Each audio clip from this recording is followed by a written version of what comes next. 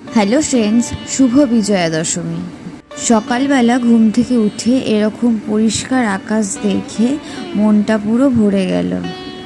তারপর মাম্পকে নিয়ে চলে এলাম 1 নম্বর বাড়িতে, আর এখানে এসে করে নিলাম সকালের ব্রেকফাস্ট।